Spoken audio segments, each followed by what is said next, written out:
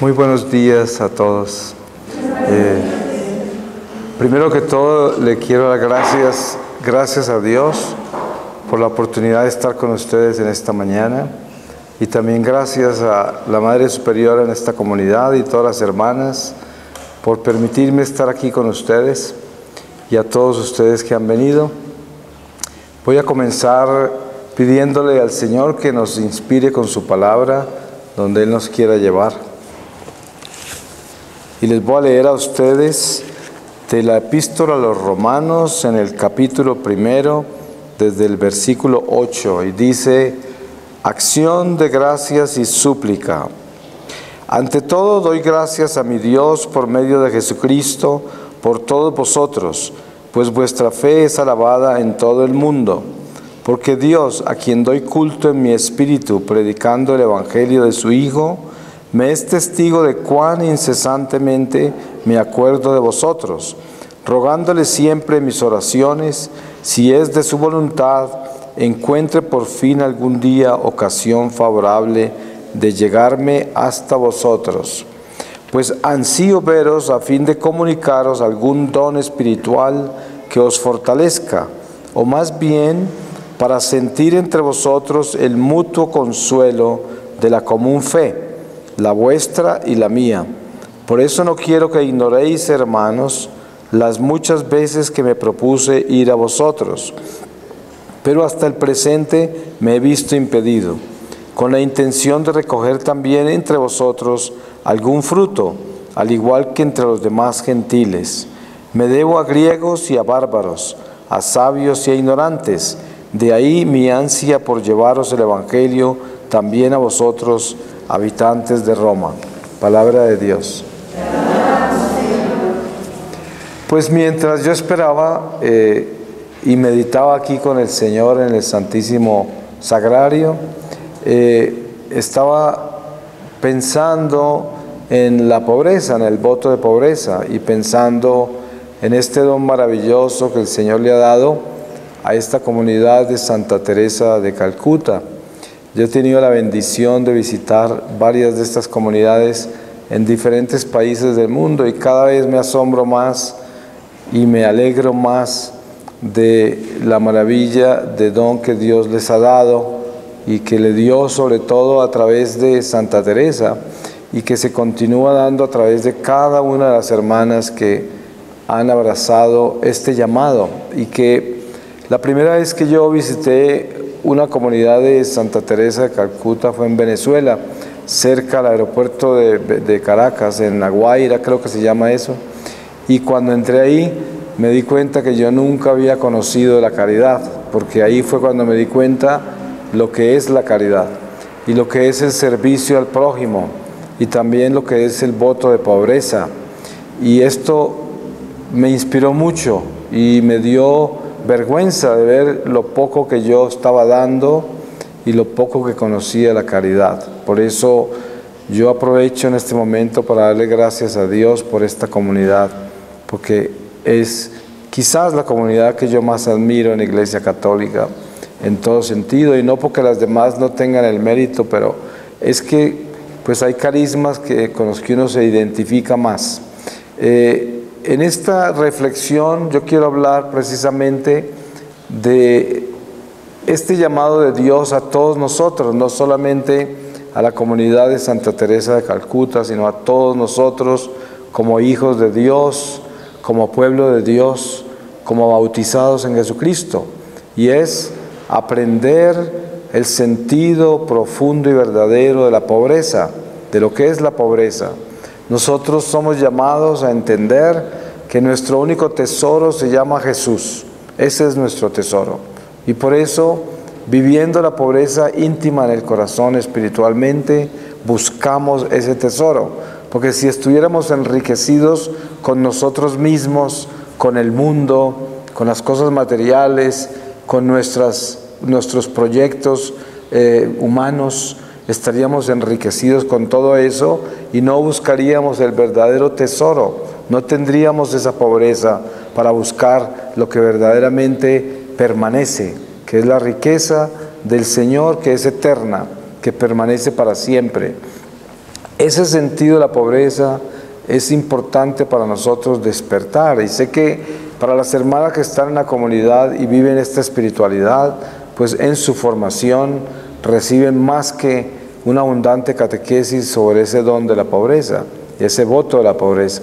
Pero para todos nosotros es importante aprovechar esta oportunidad que estamos acá para revisar nuestro corazón y mirar cuán pobres somos, porque de pronto se da cuenta usted que usted tiene muchas riquezas de este mundo, muchas riquezas de sí mismo, que no está vacío de todas esas cosas y por lo tanto el Señor no tiene espacio en su corazón.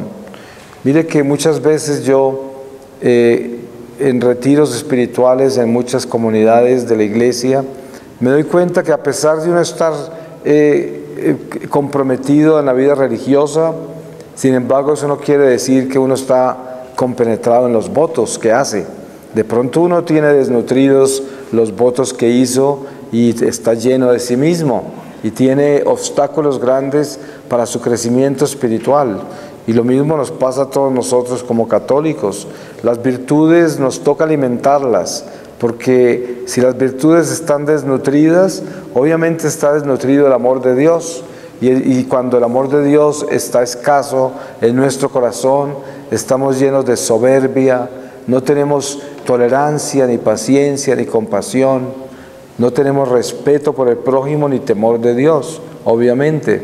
Y por eso es tan importante buscar íntimamente ese encuentro con Jesucristo, donde uno lo descubre a Él en una forma personal, dándose cuenta que Él es el Señor, el único tesoro. Y de ahí nos hacemos pobres, porque cuando se reconoce dónde está el tesoro, nuestro corazón vive esa pobreza y solo busca esa riqueza, nada más, porque es la riqueza permanente. Y de ahí viene todo este sentido de la pobreza.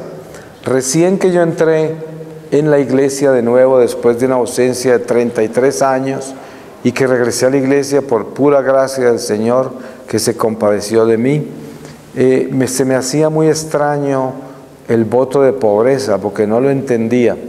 Y lo primero que uno piensa con un voto de pobreza de un religioso o religiosa es que como que es la renuncia a las cosas materiales de este mundo. Es como la renuncia a la conducta que tiene uno en el mundo, los apetitos, los deseos, los proyectos, todo esto. Pero poco a poco me comencé a dar cuenta que eso era tan solo lo básico y el principio de ese voto era mucho más profundo que eso, y era mucho más que eso, y era mucho más importante que eso, mucho más trascendental. Yo pienso que nosotros el mayor desafío que tenemos para alcanzar un verdadero crecimiento espiritual es, como dice la Iglesia en sus enseñanzas, el morir a sí mismos. ¿Pero qué quiere decir morir a sí mismo? Morir a sí mismo es realmente renunciar a todo lo que a nosotros nos apetece. No renunciar a lo que Dios nos ha dado en esta vida temporal como una forma de suplir nuestras necesidades básicas, porque nosotros tenemos una responsabilidad de cuidar de nuestra salud física, mental y espiritual, y por lo tanto debemos tener cuidado con estas cosas y asegurarnos que buscamos el bien de estas cosas. Pero lo demás es a lo que debemos renunciar. Y aquí viene el desafío más grande, en todos los sacramentos, en el matrimonio, en la vida religiosa. Por ejemplo, un matrimonio, para que sea un matrimonio que esté completamente en obediencia a Dios, ambos deben renunciar completamente a todo lo demás fuera de ellos dos. O sea, tienen que entregarse a ese amor entre los dos, que como dice la palabra, se convierten en uno solo, en una sola carne, por el sacramento. Lo mismo en la vida religiosa, que ese religioso se entrega a Dios y se convierte en uno solo con Jesucristo. El religioso, religiosa se convierte en la esposa del Señor. Y esto es un don extraordinario hasta el punto de que yo he entendido que al final de esta vida, todos nosotros al entrar a la gloria de Dios y alcanzamos la salvación, entraremos a las bodas con el Cordero, como habla la palabra. Esas bodas con el Cordero, ¿cuáles son? Es el alma que entra en ese acto nupcial con el Cordero, que es Jesucristo, toda alma. Pero tiene que pasar por esta vida terrenal para llegar a esas bodas. Pero des en cuenta lo extraordinario que es el sacramento del matrimonio y también el sacramento de la vida religiosa y sacerdotal.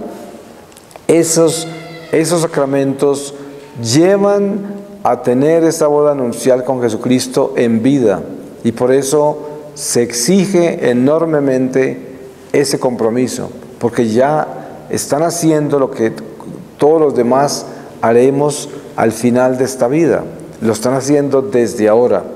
Por eso el demonio odia la vida religiosa, sacerdotal, odia el matrimonio, porque obviamente en el matrimonio está la cuna de la familia, y la familia es de donde salen las vocaciones, y la familia pues es los frutos de la familia de Nazaret, la familia donde no hubo pecado, la familia perfecta, y de ahí viene la familia.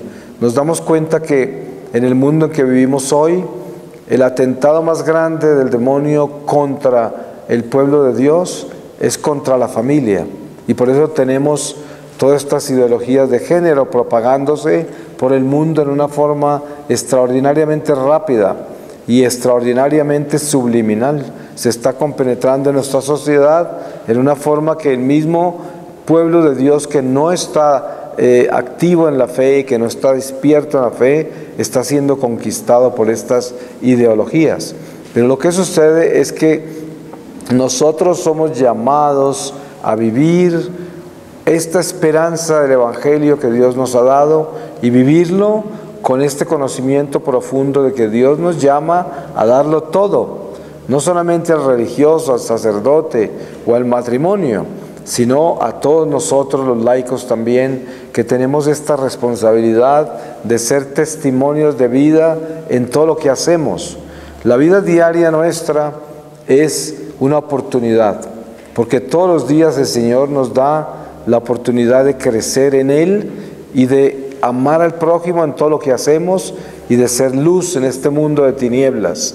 La vida nuestra como católicos, que es una vida sacramental, especialmente nuestra relación con la Eucaristía, que es un don maravilloso, que no es solo para el que comulga, para nosotros que comulgamos es Eucaristía, sino que a través de nosotros esa comunión ilumina a todo el que nos rodea, porque el Señor desde nosotros bendice a la humanidad, bendice a las personas que están al lado de nosotros. O sea que esa comunión en fidelidad a Dios, esa comunión en compenetración con el Espíritu de Dios, o sea que llegamos a comulgar en gracia de Dios, produce vida para todos los demás. Y por eso nosotros somos esos instrumentos eucarísticos de reparación y somos responsables del resto de la humanidad que no conoce a Cristo, o que lo conoce y está alejado, o que en alguna forma lo ha rechazado. Y a través de nuestra comunión nosotros bendecimos la humanidad. Y esto es demasiado importante tenerlo como conciencia. Cuando estamos en adoración al Santísimo, en presencia del Señor, estamos siendo testigos ante el Padre de que somos pueblo de Dios y abogamos por todos los pecadores, por todo el mundo. Y el Señor utiliza estos momentos de presencia de nosotros acá para rescatar muchas almas. Por eso es que la adoración al Santísimo es tan importante, porque esos espacios que nosotros le damos a Dios por intermedio de esa entrega en silencio al Señor, el Señor los utiliza para aliviar muchos males en este mundo. Si no fuese por esos momentos en la Eucaristía de tantas comunidades religiosas en el mundo, de nuestra iglesia y de muchos fieles que vienen a visitar al Señor, muchos más males ocurrirían en este mundo. Por eso todos nosotros como católicos debemos abogar al Señor y pedirle, implorarle por vocaciones, para que tengamos muchas vocaciones, y también para que tengamos católicos conscientes de la necesidad de estar cerca al Señor, venir al Santísimo a visitarlo para poder dar esa fuerza a la humanidad en un mundo tan oscuro, un mundo tan perverso. Y la realidad es que nosotros, entre más nos compenetremos en el Señor, más comprendemos que el llamado de Él es a santificarnos. Por eso, cuando hablamos de la santidad, que es un escándalo en este mundo de hoy, estamos hablando del único camino al cielo. La gente se pregunta, pues, ¿quién puede ser santo? ¿Quién puede cumplir esos mandamientos? ¿Quién puede ser esa persona perfecta que sigue a Dios? Y la realidad es que nosotros no podemos alcanzar esa perfección y esa santidad sin que el Señor nos ayude. Pero Él nos llama a que demos todo lo de nosotros, todo lo que somos capaces de dar, y Él nos completa. Y por eso nos da los sacramentos, para que estemos constantemente renovándonos, arrepintiéndonos, reconociendo nuestras debilidades y nuestra miseria, y así continuemos edificándonos en esta vida espiritual para encontrar la santidad, viviendo en un camino de santidad. Entonces, si hablamos resumidamente en la pobreza, sobre la pobreza, estamos hablando no solo de renunciar a las cosas básicas materiales, que eso quiere decir que cuando yo coma, como dice San Pablo, es como si no estuviera comiendo. Eso quiere decir que yo no estoy apegado a las cosas materiales. Cuando yo tenga alguna posesión material, es como si no fuera mía, sino que soy un administrador de ella. Y esto hace que yo esté constantemente renunciando a las cosas materiales con las cuales actúo. Los instrumentos que Dios me da en la vida diaria para vivir en el mundo material. Entre esas, mi propia vida material, mi propia humanidad. Eso también, yo vivo en mi cuerpo, pero tengo que llegar a un crecimiento espiritual tal que puedo decir como San Pablo, ya no soy yo quien vive, es Cristo que vive en mí. Esa es la perfecta renuncia a lo que es humano en nosotros, sin dejar de ser esa criatura humana, porque esa humanidad nuestra pues permanecerá con nosotros siempre, porque fuimos creados como humanos, no como ángeles. El ángel tiene naturaleza de ángel, el humano naturaleza humana, y nosotros vivimos nuestra naturaleza, pero con el Espíritu de Dios nos santificamos en esa naturaleza imperfecta, y por eso encontramos la Iglesia dándonos ejemplos con cuerpos incorruptos para mostrarnos qué es lo que hace la Eucaristía, qué es lo que hace la Iglesia a través de este peregrinar con aquellos que le son fieles al Señor. No todos nosotros, a pesar de alcanzar la santidad, dejaremos el cuerpo incorrupto, pero en muchos casos el Señor nos da ejemplos de cuerpos incorruptos para que nos demos cuenta que sí hay purificación de esta carne por intermedio de Jesucristo en la Eucaristía, y solo se logra así.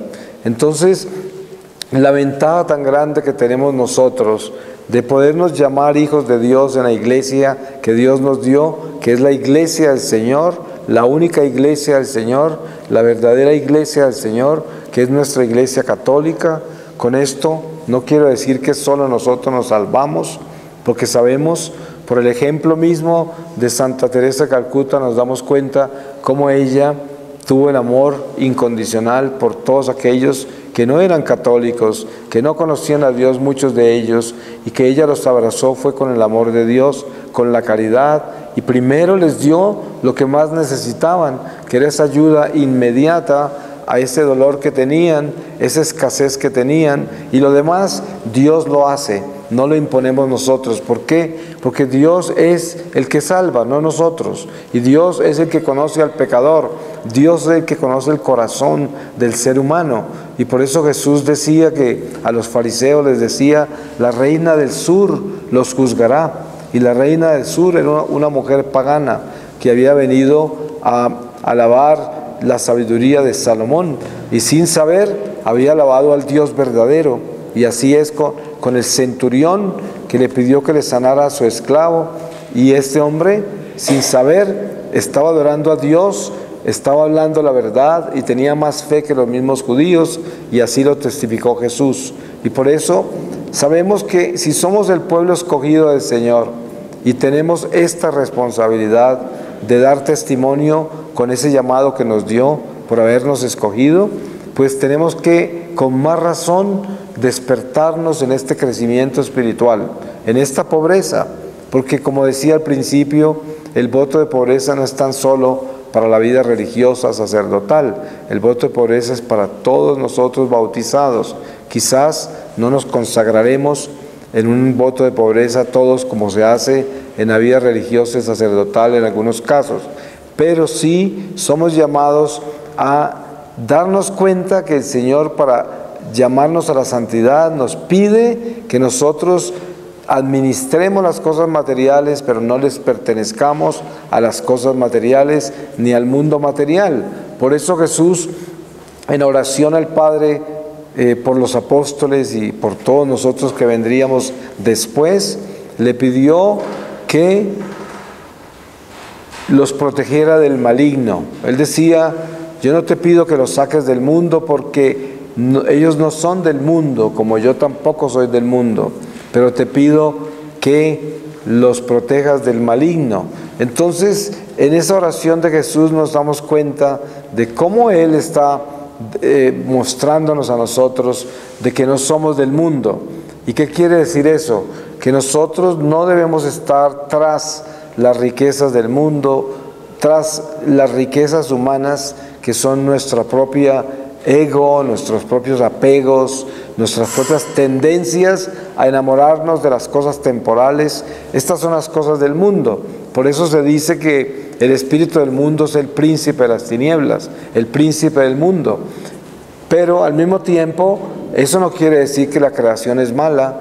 Eso quiere decir que nosotros debemos tener una conciencia plena de cómo administrar las cosas materiales y sobre todo cómo administrar nuestra naturaleza humana. Porque usted, como dice San Pablo, usted puede renunciar a todo, renunciar al mundo, renunciar a las cosas materiales, renunciar a todo, pero si usted no tiene amor y no renuncia a sí mismo, de nada vale alejarse de todo y dejar todo, porque si no tiene amor, si no tiene compasión, paciencia, tolerancia, todo eso que hace por Dios no vale nada. Y ahí viene el llamado más importante de todos nosotros, tanto el religioso como el laico, como el sacerdote. Tenemos que estar enfrentados a un llamado íntimo, radical del Señor, que nos pide entregarlo todo. No hay cosa más hermosa que los ricos de Dios. Ustedes han visto el ejemplo de Lázaro, el amigo de Jesús.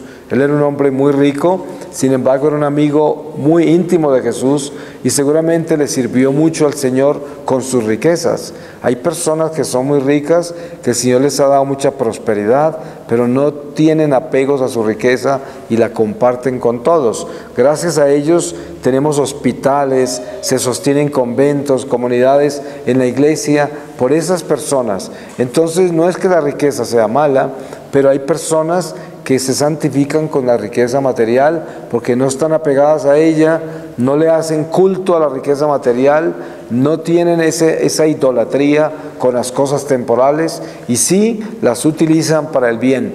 Entonces, en ningún momento, cuando se habla del voto de pobreza en general para el pueblo de Dios, se está hablando de no tocar nada material. En el caso de la vida religiosa es diferente porque se separa completamente de las posesiones materiales y se entrega la vida a otro nivel. Pero en la vida común del laico católico cristiano, nosotros tenemos un contacto más cercano con el mundo material y de repente tenemos que manejar cosas materiales que tenemos que utilizar para sobrevivir en muchos niveles. Pero el secreto de mantener esa pobreza espiritual, a pesar de estar en el mundo material envuelto en muchos niveles, es asegurarse de que nosotros somos simples administradores de todo eso. También lo mismo pasa con nuestra naturaleza humana. Nosotros vivimos una vida temporal y esta vida imperfecta, de pecado, con tendencias al mal, que tenemos por la concupiscencia de la carne, que tenemos por ese pecado original, que a pesar de haber sido exorcizados en el bautismo, sin embargo, mientras estemos de esta carne mortal, tendremos las tendencias a las cosas malas. Esto es importante de determinarlo en nuestra vida diaria para que tengamos conciencia de la batalla espiritual en la que vivimos, sin alarmarnos, sin escandalizarnos, sin asustarnos, sino viviendo toda esta naturaleza con Dios para que el Señor nos acompañe a superar estos defectos en la vida diaria, en el día a día, en cada acción, en cada sentimiento, cada pasión, cada intención, que el Señor esté constantemente ahí con nosotros para que haya un crecimiento espiritual permanente, perseverante, y no solamente eso, con una disciplina que tiene esperanza, una disciplina que tiene amor, que no es algo que nos cansa, que nos agota, que no podamos decir estoy cansado de tanto trabajar contra mis defectos, estoy cansado de trabajar contra mi humanidad rebelde, estoy cansado de tratar de ser santo, que no llegue uno a un estado de esos, porque es verdad que la Iglesia habla a través de los santos de tantos tiempos, de los desiertos. Hay personas que han testificado a través de los tiempos cómo pasan por ciclos en los cuales no sienten nada con la oración, no sienten nada con los sacramentos, no sienten nada con su vida cristiana, y sin embargo insisten y continúan haciendo lo que tienen que hacer todos los días con relación a esa fe, a esa religión, a esas tradiciones, a esa vida en Dios. Y el Señor no se ausentó, el Señor está ahí, pero nuestra naturaleza humana trabaja en formas impredecibles a veces, y nosotros nos sorprendemos de que no todas las veces estamos encendidos en el Espíritu de Dios, a pesar de que somos orantes, perseverantes, a pesar de que buscamos crecer, y sin embargo hay veces que nos encontramos muy pesados y no tenemos ese impulso ni esa fuerza. Pero precisamente ese es parte de nuestro camino con el Señor, ese es parte de ese moldearnos la mano de Dios en todo lo que hacemos. El Señor tiene un plan con cada uno de nosotros, y qué lindo que es descubrir eso, que el Señor tiene un plan con cada uno de nosotros. El Señor nos conoce con nombre propio. Esto es extraordinario porque nos vemos como una hormiguita en medio de esta creación. Y uno nunca se imaginaría que el Señor sí nos conoce a cada uno, que ninguno se le pierde de vista. Y no solamente eso, lo más extraordinario de todo es que el Señor tiene un plan para cada uno de nosotros. Por eso se habla de la divina voluntad. ¿Qué es la divina voluntad? La divina voluntad es el plan perfecto que Dios tiene para nosotros. Obviamente que ese plan se resume en la salvación de nuestra alma. Eso es lo que Él quiere, es el plan final. Pero ¿cómo llegar a esa salvación? Como explica San Pablo, de que nosotros debemos hacer lo que hacen los atletas que quieren competir en los Olímpicos, ir al estadio y competir en los Olímpicos. Tenemos que prepararnos en perfecta continencia como quien se va a ganar la corona. En el caso de nosotros, una corona que no perece, no es una corona temporal. Y eso tenemos que tenerlo muy claro, que Dios tiene un plan con nosotros, pero nosotros tenemos que trabajar en ese plan. Por eso San Agustín dice, Dios que te creó sin ti, no te puede salvar sin ti. Nosotros tenemos que poner ese grano de arena todos los días, trabajando en pos de nuestra salvación, aunque la salvación ya se nos ha sido dada. Pero miren, en todas las herejías de las sectas cristianas se habla de que ya Jesús nos salvó, ya pagó por todo, ya no tenemos que preocuparnos de nada. Eso es una teología pues errónea, porque es verdad que ya nos salvó, es verdad que ya pagó por nosotros con su sangre, pero es verdad que Él dijo, toma tu cruz y sígueme. O sea, Él nos llamó a caminar con Él, pero a caminar. Él no dijo que como Él pagó por nosotros ya nos salvamos y nos va a llevar cargados hasta la tumba para que no nos perdamos. Esto no es, tenemos que hacer nuestro trabajo cada uno. Todos los días tenemos que levantarnos a pelear para defendernos de nosotros mismos, de las tendencias malas que tenemos, de las tentaciones del maligno, sin echarle la culpa al diablo por todo, porque también eso es lo que las sectas enseñan. El diablo tiene la culpa de todo y viven exorcizando a todo el mundo. Nosotros tenemos una responsabilidad muy grande al ser sinceros y humildes y reconocer que el mal comienza en nosotros. Nosotros tenemos las tendencias a hacer las cosas malas. Ya cuando nosotros entramos en pecado y voluntariamente aceptamos ese pecado, obviamente que las fuerzas del mal se alían a nosotros y nos fortalecen ese pecado.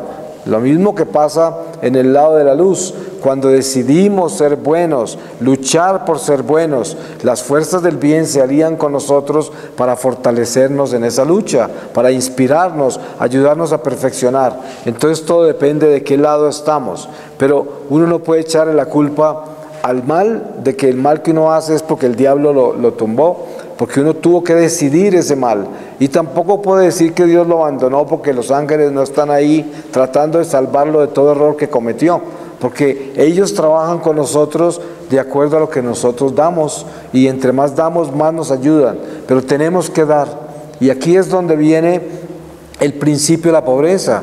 ¿Cuál es la pobreza espiritual? La pobreza espiritual es reconocer que nosotros tenemos que tomar una decisión radical con nuestra vida.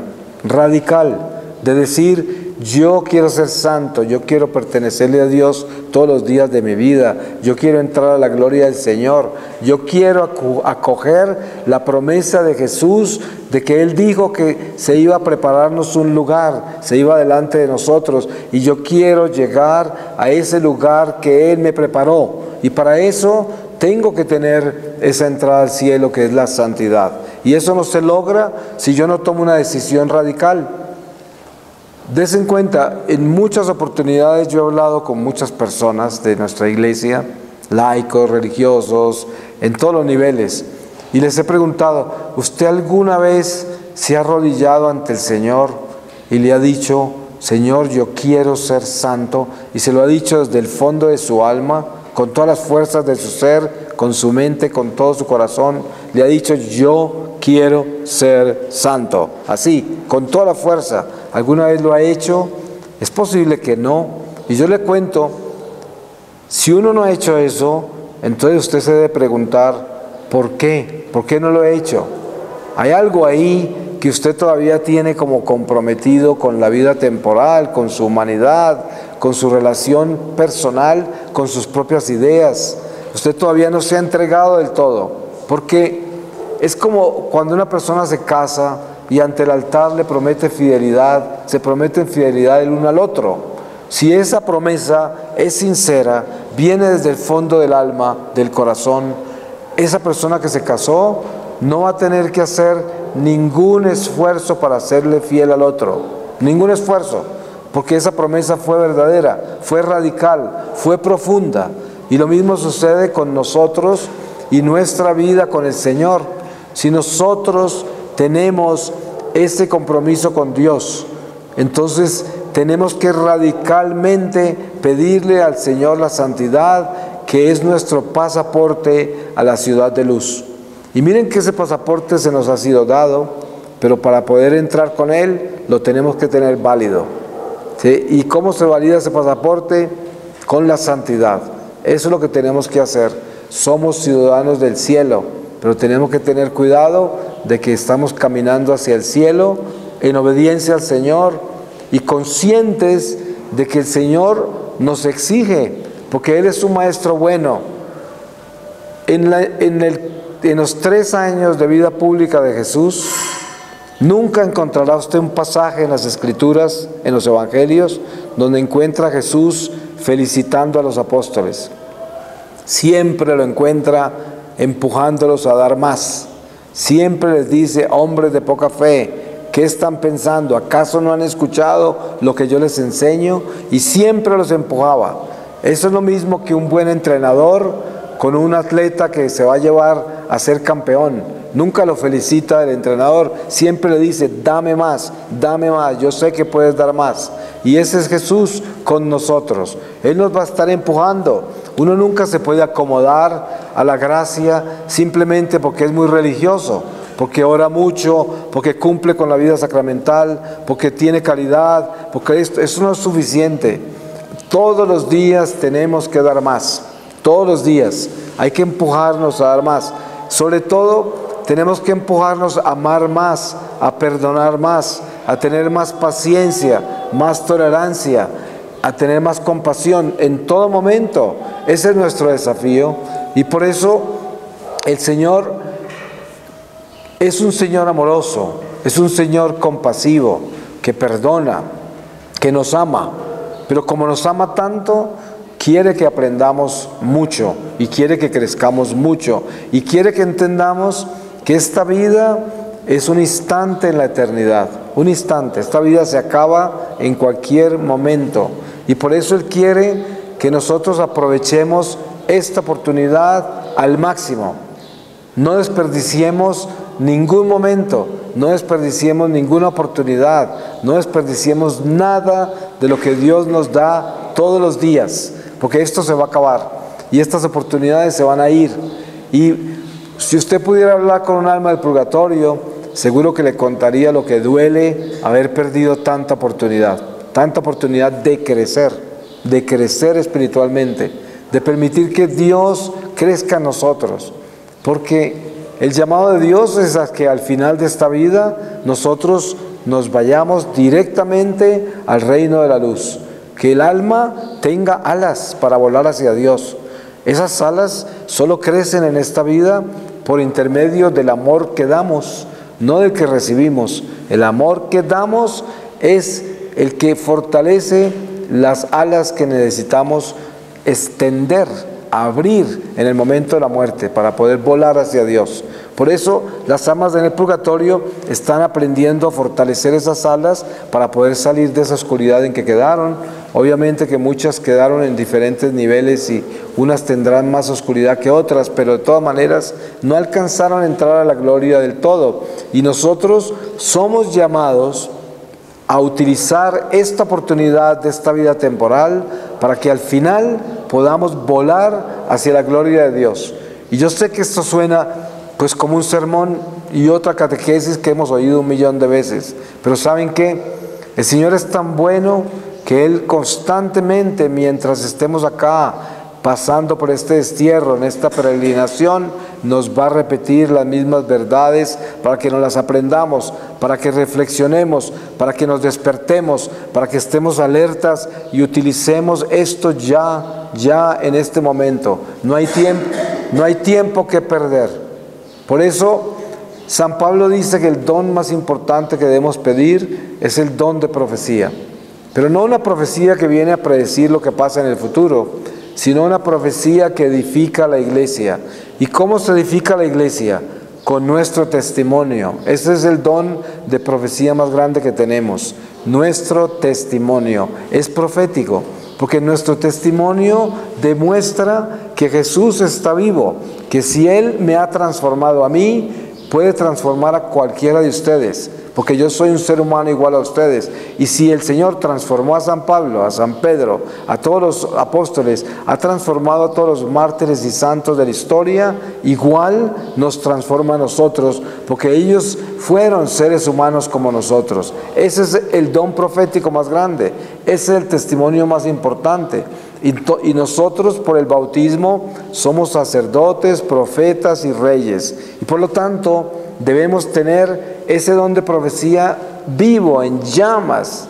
Por eso Jesús decía: vine a traer un fuego, y cómo quisiera que todo estuviera en llamas ya. Y Él se refería al amor de Dios, ese fuego que calcina, que consume todo. Y ese fuego es el que debe estar encendido en nosotros, en nuestros corazones, para que donde estemos, todo lo encendamos en llamas. Y no es por lo que vamos a decir, sino por lo que somos, en lo que nos hemos convertido. El solo hecho de estar presentes, ya estamos sembrando ese incendio, ya lo estamos propagando, con el solo hecho de estar presentes, porque esa llama está incendiada en nosotros mismos. Es una llama grande, y esa llama es el amor de Dios, es nuestro compromiso. Dese en cuenta que cuando el amor de Dios no está muy grande en nuestro corazón, hay tristeza, hay angustia, hay desesperación, hay resentimientos, hay confusión, hay frustración, hay actitudes malas, hay falta de compasión y de paciencia, porque ese amor de Dios no está encendido en nuestro corazón. Y por eso es tan importante ser vigilantes, no engañarnos. Si yo no tengo gozo en mi corazón, si no tengo paz, si no tengo paciencia, si estoy angustiado, si estoy confundido, si estoy frustrado, si estoy indiferente, me falta encender esa llama del Señor. Y no podemos engañarnos. La religión sola no nos va a salvar. El solo hecho que usted rece mucho, que haga las cosas religiosas, no lo va a salvar. A usted lo único que lo salva es el amor de Dios que está encendido en su corazón. Y eso encenderá su religión también, porque la oración tiene que tener espíritu. Su comunión con Dios tiene que tener espíritu. De lo contrario está muerta, de nada sirve. En la caridad que usted hace tiene que tener espíritu, tiene que tener el amor de Dios. Y si no, es una caridad muerta. Y por eso es importante que, como dice la palabra, si hoy escucháis mi voz, no endurezcáis vuestro corazón como en Meribá. Y esto es lo que pasa en este momento. Hoy que el Señor nos habla, no endurezcamos el corazón, porque Él nos está diciendo lo que tenemos que hacer. Y eso no podemos echarlo en un vacío. Tenemos que traerlo al corazón y entender que nos está hablando a cada uno de nosotros y nos está tocando esa campana diciendo: despiértate, despiértate, que no tienes tiempo. No creas que tengas tiempo, se te va a acabar ese tiempo, y utilízalo ya, en este momento. Pues yo le pido al Señor que nos bendiga en una manera especial en esta mañana y siempre, y que le damos gracias a Dios por habernos reunido en este momento a reflexionar en los misterios de su fe. Sabemos que aquí no hemos hablado de nada nuevo, nada que no supiéramos, pero el Señor se renueva en nuestra vida en esa forma, y por eso le voy a pedir también la palabra del Señor para cerrar esta reflexión, y con esta lectura asegurarnos que sellamos todo lo que aquí el Señor nos ha dado para que el maligno no se lo robe. Y les voy a leer a ustedes de la segunda epístola de San Pablo a Timoteo, y dice: solemne exhortación. Te conjuro en presencia de Dios y de Cristo Jesús, que ha de venir a juzgar a vivos y muertos por su manifestación y por su reino. Proclama la palabra, insiste a tiempo y a destiempo, reprende, amenaza, exhorta con toda paciencia y doctrina, porque vendrá un tiempo en que los hombres no soportarán la doctrina sana, sino que arrastrados por sus propias pasiones se harán con un montón de maestros por el prurito de oír novedades. Apartarán sus oídos de la verdad y se volverán a las fábulas. Tú, en cambio, pórtate en todo con prudencia, soporta los sufrimientos, realiza la función de evangelizador, desempeña a la perfección tu ministerio. Porque yo estoy a punto de ser derramado en libación, y el momento de mi partida es inminente. He competido en la noble competición, he llegado a la meta en la carrera, he conservado la fe, y desde ahora me aguarda la corona de la justicia que aquel día me entregará el Señor, el justo juez. Y no solamente a mí, sino también a todos los que hayan esperado con amor su manifestación. Palabra de Dios. Pues le doy gracias a Dios por todos nosotros, y que tenga misericordia de cada uno de nosotros. Muy pronto partiremos de esta vida y nos encontraremos con la realidad del mundo espiritual ante el divino juez, y yo le pido a Dios desde el fondo de mi alma que todos nosotros estemos preparados, y no solamente que estemos preparados, sino que podamos tener alas para entrar a la gloria del Señor, que eso es lo que tenemos que aprovechar en cada instante de esta vida, todas esas oportunidades que Él nos da. Amén. Gracias.